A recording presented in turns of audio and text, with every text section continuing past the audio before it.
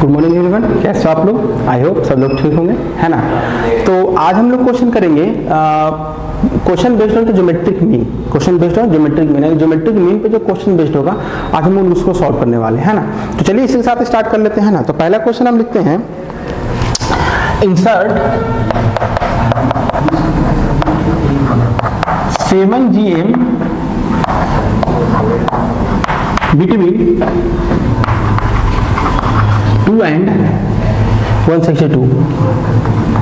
आपके पास बहुत सिंपल सा एक क्वेश्चन आया है कि आपको 7 टर्म इंसर्ट करना है 2 and 162 के बीच में। 2 and 162 के बीच में 7 GM इंसर्ट करना है, यानी कि 7 इस तरह से टर्म इंसर्ट करना है कि टोटल रिजल्टेंट सीक्वेंस क्या आ जाए आपका जीपी में आ जाए।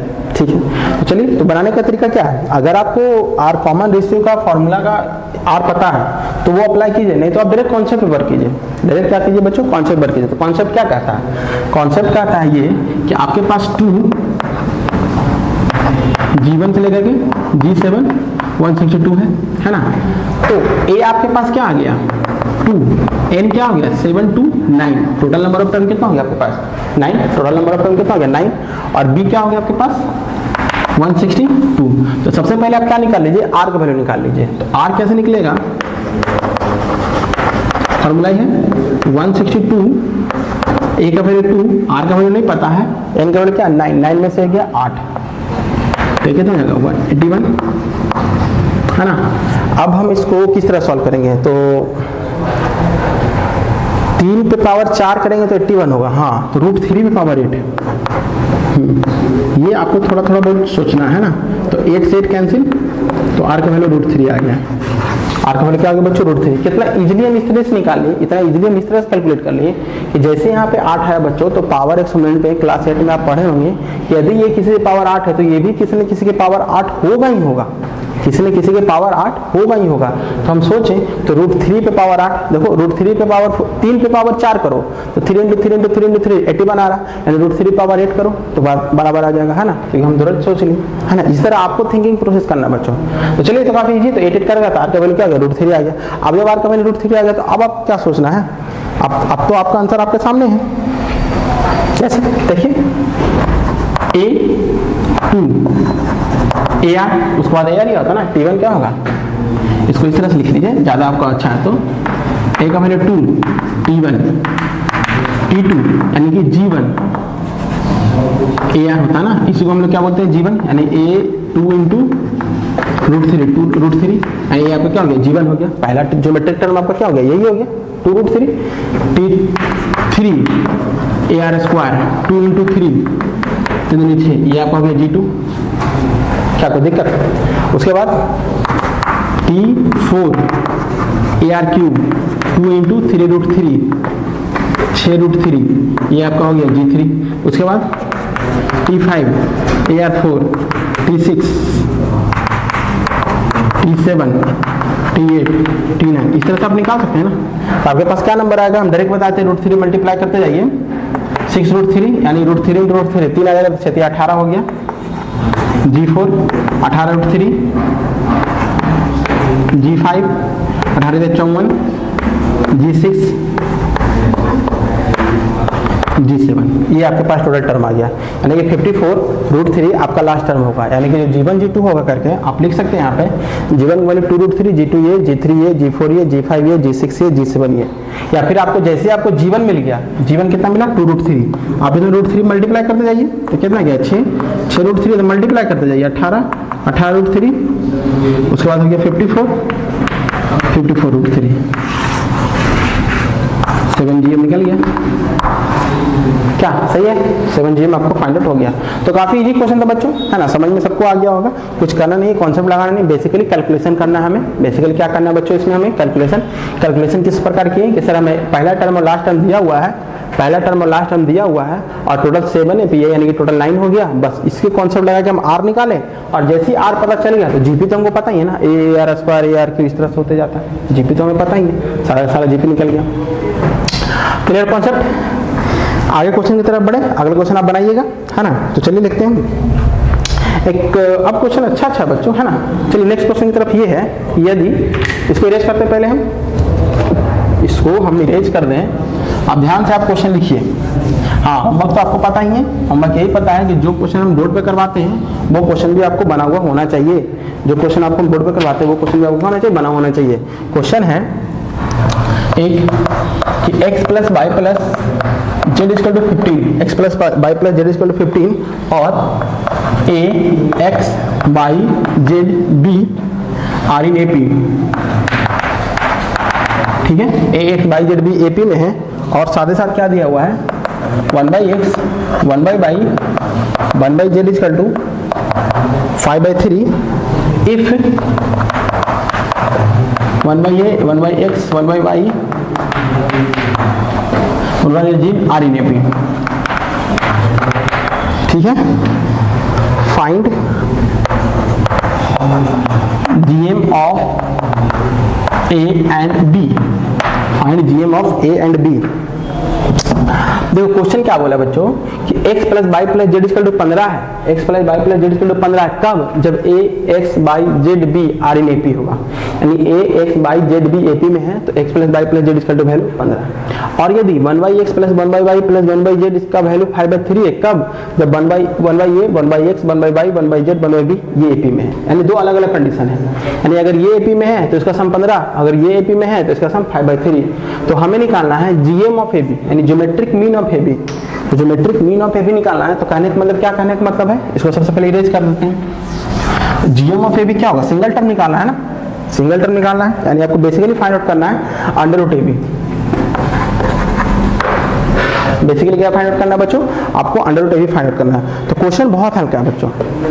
क्या आपसे बनेगा कि 1 मिनट का टाइम दे, हमें लगता है 1 मिनट का टाइम हमें जरूर देना चाहिए। आप कॉन्सेप्ट को ट्राई कीजिए, है ना, कॉन्सेप्ट को जरूर ट्राई कीजिए, नहीं तो फिर इसको हम बता ही देंगे।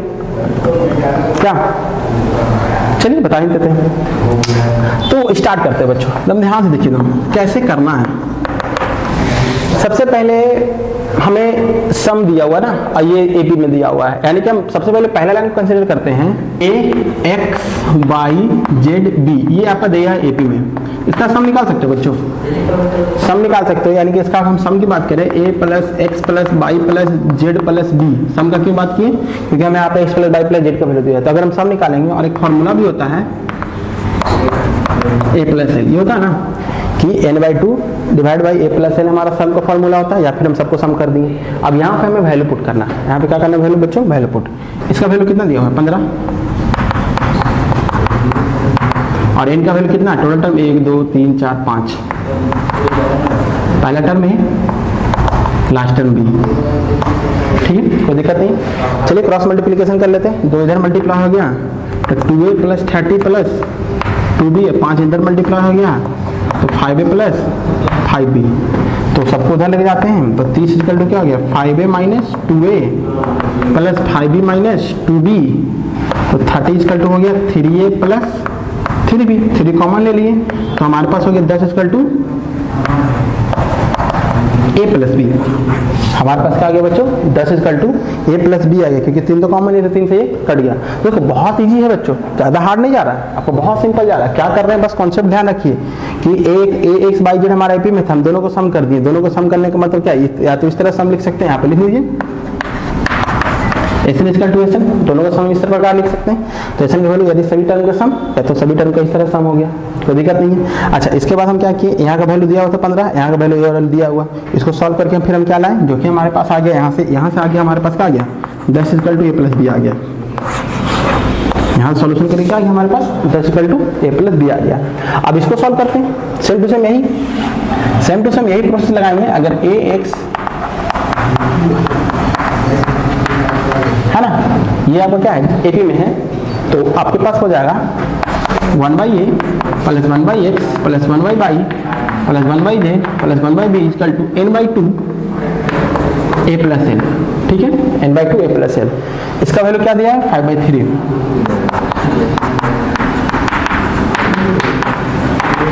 और n/2 5/2 है ना।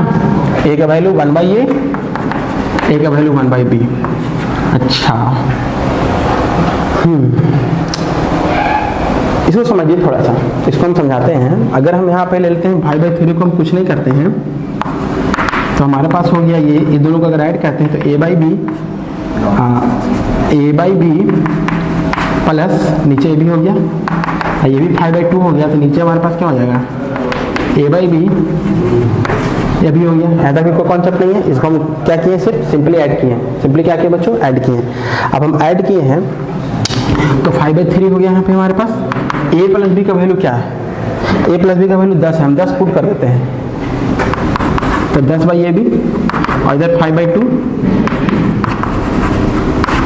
10 बाई ए बी। कोई दिक्कत नहीं, कोई खास दिक्कत नहीं। इसको हम उधर ले जाकर सब्ट्रैक्ट कर दें तो आपके पास आ गया 5/2 10 by A B minus 10 by A B, है ना।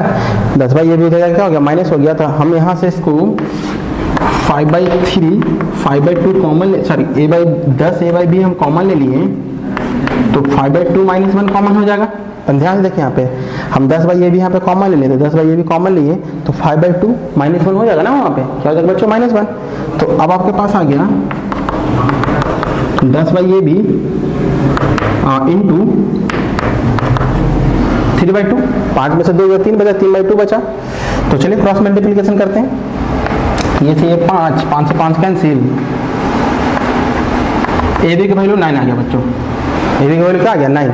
तो जीपी कितना हो जाएगा, अंडर रूट ए बी निकालना था ना, तो अंडर रूट ए बी निकालना था, यानी 3 आ रहा बच्चों।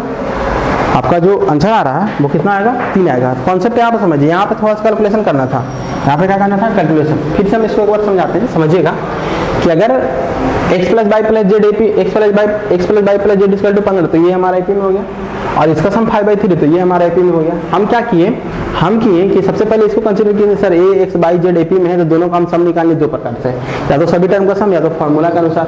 सभी टर्म के अनुसार में इसका सम 15 दिया, 15 पुट किए, रहने दिए, ए प्लस बी रहने दिए। अब यहाँ से इसको हल्का सॉल्व किया तो ए प्लस बी का हमारे पास वैल्यू आ गया। क्या आ गया बच्चों, ए प्लस बी का वैल्यू आ गया। अब यही कॉन्सेप्ट हम यहाँ पे लगाए, यानी ए 1/a 1/x 1/y 1/z 1/b, दोनों तरफ हम सम किए, इसका वैल्यू दिया 5/3, इसको हम रहने दिए, इसका वैल्यू हम पुट कर दिए। हाँ, आप चाहते तो यहीं पे डायरेक्ट सब्ट्रैक्ट कर देते, चलिए कोई बात नहीं, एक स्टेप हम आगे कर दिए। तो ए बी का हम वैल्यू पुट कर दिए 10, यहाँ से क्या कर दिए, ए बी का इसको सम किए तो ये आया, इसको सम किए दिया, ए बी का वैल्यू पुट किया 10, ए बी का वैल्यू 10, इसको इधर ले गए, सब्ट्रैक्ट हुआ 10 बाई ए बी हम कॉमन ले लिए 1 सेकंड के लिए, 10 बाई ए बी कॉमन लिए, 5/2 माइनस कुछ नहीं तो 1 सब्ट्रैक्ट किए, तो यहाँ से ए बी का कैलकुलेशन करके आया 9। क्या है बच्चों, ए बी कैलकुलेशन करके 9, ए बी कैलकुलेशन करके आया 9, यानी कि बी का वैल्यू क्या आ गया। तो चलिए बच्चों हम लोग अपने नेक्स्ट क्वेश्चन की तरफ बढ़ते हैं ना, थर्ड क्वेश्चन की तरफ बढ़ते हैं। तो थर्ड क्वेश्चन का स्टेटमेंट आपका लिखा हुआ है, क्या है, find the value of n such that a पे power n plus 1 plus b पे power n plus 1 divide by a पे पावर n प्लस b पे power n is geometric mean between a and b। अच्छा, a और b का geometric mean हमें दिया हुआ है, तो n का वैल्यू फाइंड आउट करना है। क्या करना है बच्चों, n का वैल्यू फाइंड आउट करना है। चलिए करते हैं। तो आपको पता है GM of a and b, geometric mean of a and b, a और b का ज्योमेट्रिक मीन क्या होता है, अंडर रूट ए बी होता है, ये पता है। और ये GM ऑफ ज्योमेट्रिक मीन दिया हुआ है, क्या दिया हुआ है, a पे power n plus 1 plus b पे power n plus 1 divide by ये दिया हुआ, वो किसके इक्वल हो जाएगा, इधर आपस में इक्वल हो जाएगा ना, क्योंकि दोनों के दोनों क्या रिप्रेजेंट करें, ज्योमेट्रिक मीन को रिप्रेजेंट कर रहे हैं। दोनों क्या रिप्रेजेंट कर रहे हैं बच्चों, ज्योमेट्रिक मीन को रिप्रेजेंट कर रहे हैं। अब आपके पास यहाँ पे कॉन्सेप्ट क्लियर है, यानी अब इसको आपको सॉल्व करना है। अब इसको सॉल्व कीजिए और इनका वैल्यू निकालिए। अब इसको आप क्या कीजिए, सॉल्व कीजिए, इनका वैल्यू निकालिए। चलिए हम भी साथ साथ सॉल्व कर लेते हैं। तो चलिए जब हम सॉल्व करेंगे तो इसको हम लिख देते हैं, अगर पावर बच्चों ए पावर p है तो इसको हम लिख सकते हैं कुछ इस तरह से लिख देते हैं, ठीक है, कुछ इस तरह से हम लोग मेंशन कर दें। तो हमारे पास क्या आ गया, है ना, और ये मल्टीप्लाई हो जाएगा 1/2 से। तो चलो मल्टीप्लाई करते हैं।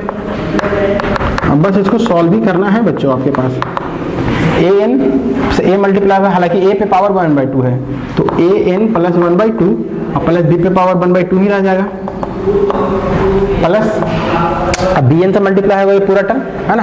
तो अगर bn से मल्टीप्लाई होगा, इसको पावर में लिख लीजिए, ज्यादा अगर कंफ्यूजन है आपको तो, यानी कि an एक बार इससे मल्टीप्लाई होगा तो ये टर्म हुआ, bn एक पूरे से मल्टीप्लाई होगा तो b पे पावर n प्लस 1/2 a पे पावर 1/2 रह ही जाएगा।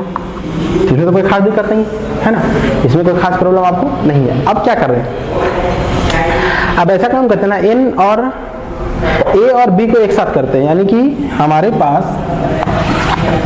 ए पे पावर n प्लस 1 है, तो यहाँ से ए वाला टर्म को इधर लेके आते हैं, तो माइनस ए पे power n plus 1/2 b by 1/2 is equal to, इसको यहाँ पे लिखते हैं b पे पावर n प्लस 1/2 ए पे पावर 1/2 माइनस ये वाला टर्म b पे पावर n प्लस 1 है ना।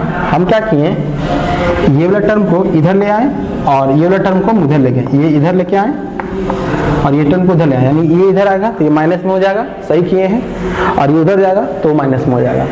अब हमें कुछ ना कुछ तो कॉमन निकालना पड़ेगा, अब हमें कुछ ना कुछ तो कॉमन निकालना पड़ेगा ताकि ये कट जाए, क्योंकि काटना बहुत जरूरी है बच्चों, हमें यहाँ पे कैंसिल आउट करना बहुत इंपॉर्टेंट है।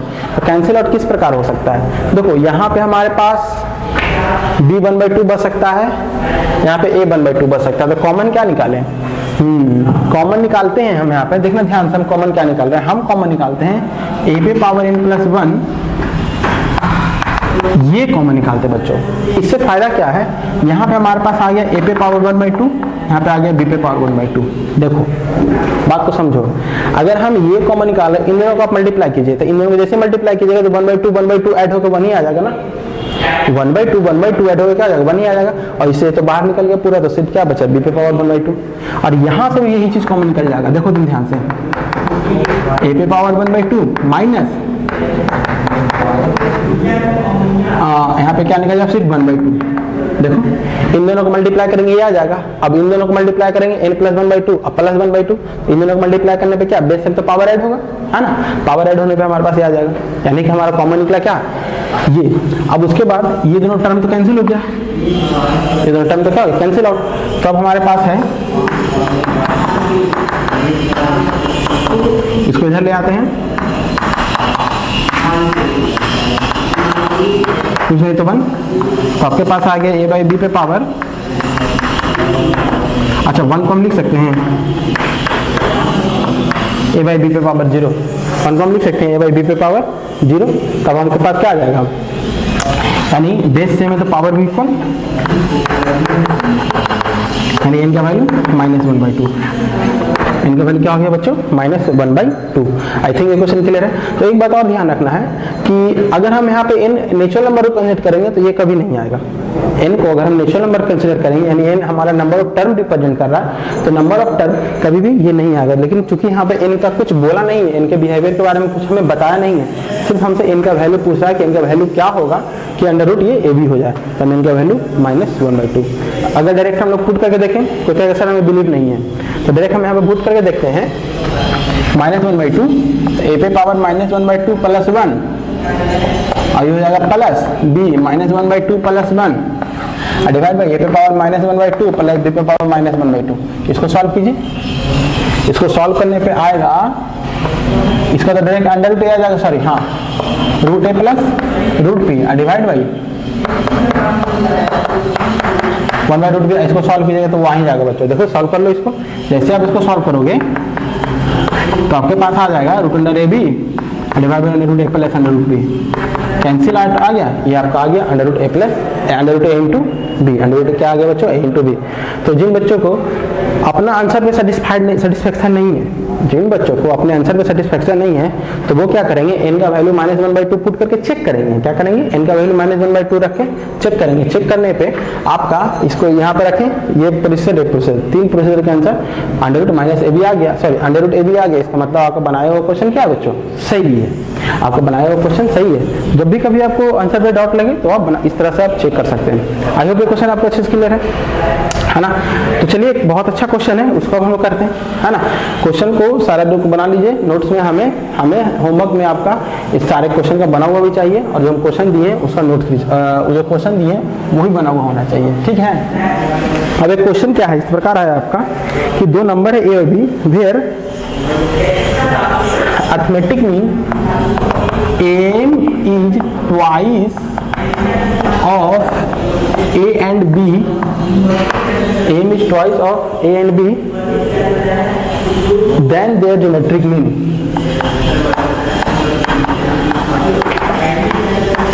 then gn prove a ratio b is equal to 2 plus root 3 2 minus root 3। ये रहा क्वेश्चन नंबर आपका हो गया 4, ठीक है ना। ठीक है, तो क्वेश्चन को ध्यान से देखिए बच्चों। सबसे पहले हम इसको इरेज कर लेते हैं, क्वेश्चन को देख करके उसको बनाने की कोशिश कीजिए, है ना। 1 मिनट जरूर लीजिए बच्चों, 1 मिनट में आप बनाने की कोशिश कीजिए। जब तक आप बनाइएगा नहीं, जब तक आप सीखिएगा नहीं। इसमें आपको थिंक करना है, आपको समझना है ना। आपको क्या करना है बच्चों, थिंक करना, आपको इसमें समझना है। चलिए चलते हैं। AM इज ट्वाइस, AM दुगना है, GM से AM दुगना है। ये बोल दिया कि GM से AM क्या है बच्चों, दुगना है। तो प्रूव करना है A और B का रेशियो। तो प्रूव हमें क्या करना है बच्चों, A और B का रेशियो। तो चलिए करते हैं। तो सबसे पहले AM क्या हो जाएगा, A plus B by 2। GM क्या हो जाएगा, अंडर रूट AB, है ना। AM आपका A प्लस B बाई 2 हो गया। आपको पता है सिंगल मीन आपके पास क्या होता है, A plus B by 2। GM क्या होता है, अंडर रूट AB। तो अकॉर्डिंग टू क्वेश्चन AM यानी कि A plus B by 2 is twice of GM, ये है ना, इज ट्वाइस ऑफ GM। ये कॉन्सेप्ट क्लियर आपको अच्छे से, कोई दिक्कत नहीं है। यानी बोला है कि जो आपका AM है, जो आपका क्या है AM है, वो AM is twice of their GM, है ना। यानी कि AM क्या है, दुगना है GM से, तो AM का वैल्यू 2 × GM लिख दिए। अब हमें इसको इस प्रकार सॉल्व करना है कि सॉल्व करते हुए हमें ये ले आना है 2 + √3 रेशियो 2 - √3, 2 + √3 रेशियो 2 - √3। अब ये सॉल्व करना है, यानी कि इसी में बेसिकली हमको सॉल्व करते जाना है। तो इसको सॉल्व करने का तरीका बच्चों देख लो, बहुत इंपॉर्टेंट क्वेश्चन है। इस टाइप का बहुत बार क्वेश्चन पूछा जाता है, इस बार का बहुत बार वो क्वेश्चन दिया जाएगा, मतलब आपके बुक में भी बहुत ज्यादा ये पूछा जाता है। तो ध्यान देख लो इसका प्रोसीजर क्या है। तो सबसे पहले हम क्या करेंगे, इस AB को हम इधर लाएंगे,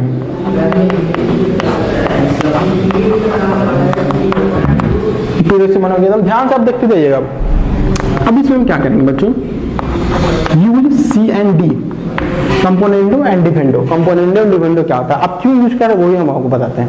अगर हम यहाँ पे, अगर हमारे पास ये आ जाए A plus B plus 2√AB, तो ये आपका स्क्वायर हो जाएगा ना। अभी अभी टाइप का क्वेश्चन पढ़े थे, ए रिलेशन बिटवीन GM में, ये किसका स्क्वायर हो जाएगा बच्चों, under root A plus under root B का होल स्क्वायर हो जाएगा ना। अब इसको अलग अलग करना थोड़ा इजी हो जाएगा, अलग अलग करना क्या हो जाएगा, इजी हो जाएगा। तो यही चीज से इसको हम एक बार ऐड किया, एक बार हम सब्ट्रैक्ट किए।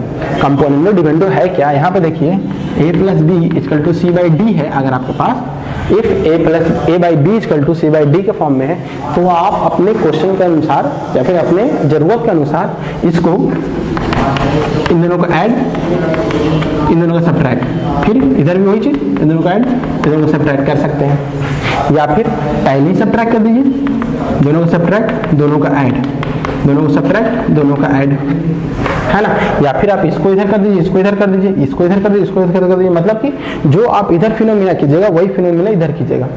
जो प्रोसीजर आपको इधर करना है वही प्रोसीजर क्या करना है, आपको इधर करना है। यानी दोनों तरफ सेम प्रोसीजर करना है, और सेम प्रोसीजर में एक बार ऐड, एक बार सब्ट्रैक्ट करना होता है। क्या करना होता है बच्चों, एक बार ऐड और एक बार सब्ट्रैक्ट। कंपोनेंडो मतलब हो गया ऐड, डिफेंडो मतलब हो गया सब्ट्रैक्ट, इसलिए कंपोनेंडो और डिफेंडो को हम लोग साथ साथ यूज करते हैं। तो यूज किए कंपोनेंडो डिफेंडो, तो हम सबसे पहले ऐड ही कर लेते हैं।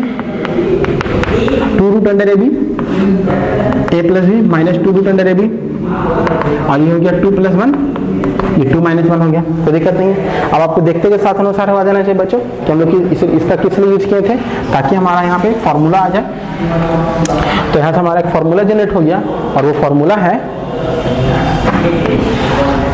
इसका फॉर्मूला क्या हो जाएगा, √A प्लस √B का whole square, √A minus √B का होल स्क्वायर 3/1, कोई दिक्कत नहीं है। अच्छा, दोनों पे पावर सेम है तो इसको हम इस तरह से लिख सकते हैं, √A प्लस √B और √A माइनस √B का होल स्क्वायर 3/1। इधर स्क्वायर हो जाएगा तो अंडर रूट हो जाएगा, यानी कि √A plus √B, √A minus √B = √3/1, है ना। इसको इस तरह से लिख देते हैं √3/1। तो हालांकि √3/1 को अंडर रूट करेंगे तो यही आ जाएगा, क्योंकि 1 का तो 1 ही रह जाएगा ना, 1 का तो क्या रहेगा, 1 जाएगा।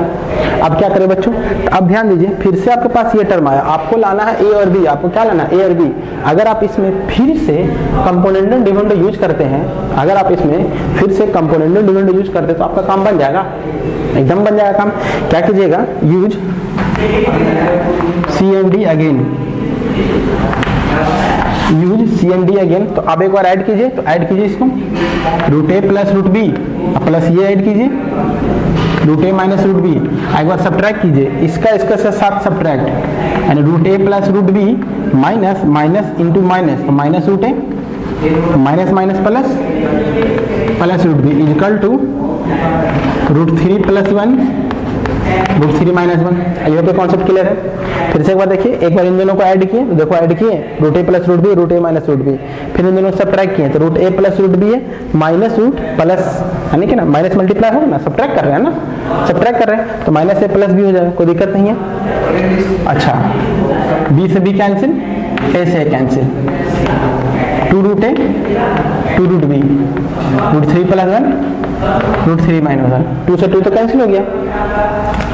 Squaring both side, squaring both side करेंगे तो आपके पास क्या आ जाएगा, इसका वैल्यू ए, इसका वैल्यू बी, रूट 3 का 3 plus 1 plus 2 root 3, 3 plus 1 minus 2 root 3 होगा। दोनों तरफ स्क्वायर कर दिए, तो इसका भी स्क्वायर, इसका भी स्क्वायर, तो स्क्वायर हो गया। तो अब ये क्या हो गया, A plus B 4 plus 2 root 3 4 minus 2 root 3। क्या कुछ कॉमन भी निकलेगा, क्या कॉमन निकल रहा है ना, तो यहाँ से हमारे पास कॉमन हो गया A by B equal to 2 into 2 plus root 3 2 into 2 minus root 3 है ना common, 2 into 2 plus root 3 2 into 2 minus 3, यानी ये कैंसिल आउट हो गया। यानी हमारे पास आ गया 2 प्लस रूट 3 2 माइनस रूट 3, यानी A ratio B 2 plus root 3 2 minus root 3। क्या यही प्रूफ करना था बच्चों, देख लीजिए, 2 प्लस रूट 3 2 माइनस रूट 3, यही प्रूफ करना था ना, 2 प्लस रूट 3 2 माइनस रूट 3।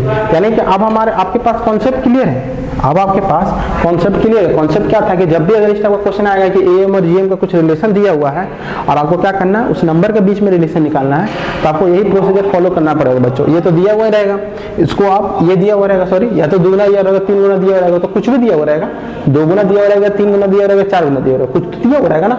आप इसको इधर लाइएगा, कंपोनेंट डिविडेंड जैसे यूज कीजिएगा स्क्वायर के टर्म में, ये स्क्वायर इधर आके अंडर रूट के टर्म में आ गया, आपके पास बचेगा ये। फिर से कंपोनेंट डिविडेंड यूज कीजिएगा, आपके पास सिर्फ ए और बी आ जाएगा। क्या आ जाएगा डायरेक्ट बच्चों, ए और बी आ जाएगा। और फिर से क्या कर दीजिएगा, स्क्वायर कर दीजिएगा, तो यहाँ पे रूट ए रूट बी का स्क्वायर आ गया, यानी कि ए बी आ गया, इसका स्क्वायर की जगह दीजिए, इसका स्क्वायर कर बी, इसका स्क्वायर कर दीजिए, उसके बाद आपका रिक्वायर्ड आंसर आ जाएगा। तो यही है तरीका बच्चों इस प्रोसेस को बनाने के लिए। तो आई थिंक ये चारों क्वेश्चन आपको अच्छे से समझ में आ चुका है ना। तो आज के लिए भी 4 क्वेश्चन पे ही स्टॉप करते हैं। आपको डिस्क्रिप्शन लिंक में जो होमवर्क दिया रहेगा वो होमवर्क कंप्लीट करना है, और साथ ही ये चारों क्वेश्चन को आपको क्या करना है, बना करके भेजना है। चलिए।